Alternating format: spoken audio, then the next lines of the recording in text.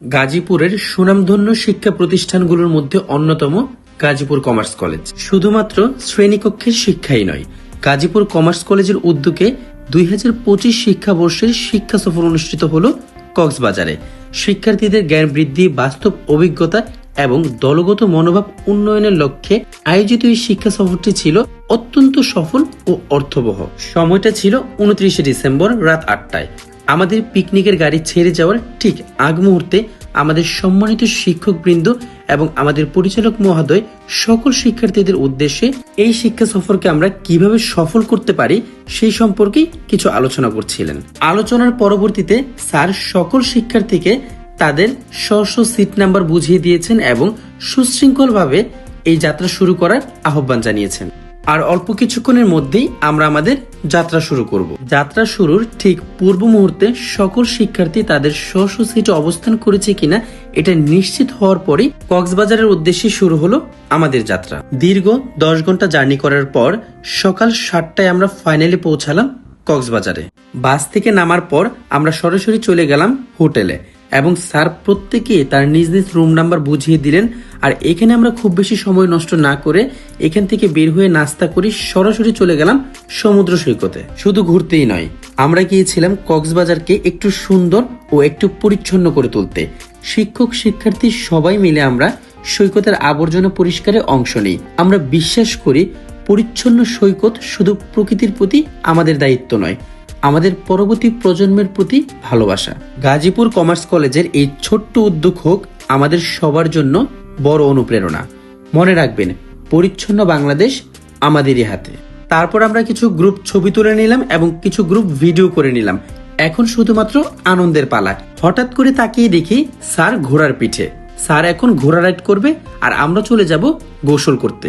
কক্সবাজারের মেইন আনন্দই হলো সমুদ্রে গোসল, কিন্তু এই আনন্দ যাতে আমাদের কান্না অথবা কোনো বিপদের কারণ না হয় সেই বিষয়ে কিন্তু আমরা খুবই সচেতন ছিলাম এবং প্রত্যেকটা স্টুডেন্টদেরকে আমরা নজরে রাখছিলাম তারা যাতে কোনোভাবেই সমুদ্রের গভীরে চলে না যায়। সবাই খুবই আনন্দের সাথে গোসল করছিল এবং খুবই মজা করছিল।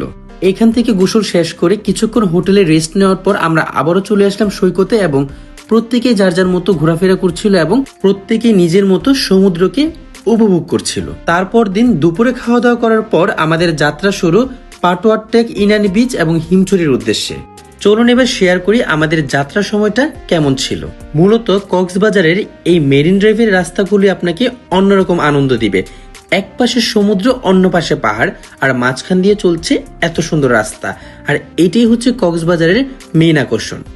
এই যাত্রা পথে আমরা প্রথমেই চলে গেলাম পাটোয়ার টেকে এবং পাটোয়ার টেকে যাওয়ার পর আমরা এই জায়গাতে কিছুক্ষণ ছিলাম, ছবি তুলেছি, ভিডিও করেছি এবং কিছুক্ষণ আনন্দ করার পর আমরা আবারও রওনা দিয়ে দিলাম ইনানি বিচের উদ্দেশ্যে। এবং ইনানি বিচে পৌঁছানোর পরও ওখানেও আমরা কিছুক্ষণ ঘোরাঘুরি করলাম, অনেকগুলো গ্রুপ ছবি তুললাম, ভিডিও করলাম, সবাই সবার মতন জায়গাটিকে উপলব্ধি করলাম। তারপর আমরা আবারও রওনা দিয়ে দিলাম হিমছড়ি পাহাড়ের উদ্দেশ্যে। যেহেতু এখন তাড়াতাড়ি সন্ধ্যা হয়ে যায়, সেক্ষেত্রে আমরা সময় স্বল্পতার কারণে সবগুলো স্পটে সমানভাবে সময় দিতে পারিনি, তবে আমরা সর্বোচ্চ চেষ্টা করেছি সবগুলো জায়গা ঘুরে দেখার জন্য। তারপর আমরা ঠিক সন্ধ্যার আগ মুহূর্তে পৌঁছে যাই হিমছড়ি পাহাড়ে এবং এখন আমাদের উদ্দেশ্য পাহাড়ে ওঠা।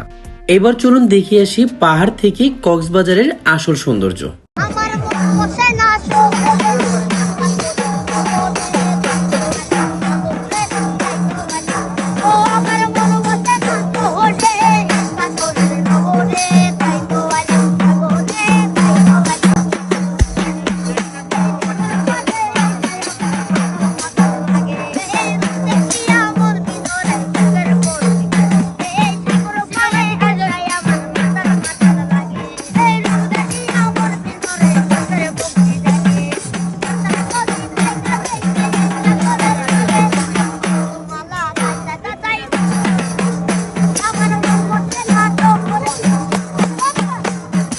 আজই ছিল আমাদের কক্সবাজারের শেষ দিন, তাই হিমছড়ি পাহাড় ঘোরার পরে রাতের খাবার খেয়ে আমরা আবারও বাসে উঠে পড়লাম এবং রওনা দিলাম আমাদের শহরের উদ্দেশ্যে।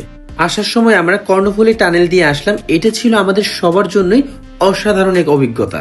শিক্ষার্থীদের আনন্দ, শৃঙ্খলা আর একতা সব মিলিয়ে এই সফরটিকে করেছে স্মরণীয়। গাজীপুর কমার্স কলেজ শুধু একটি প্রতিষ্ঠান নয়, এটি আমাদের সবার পরিবার।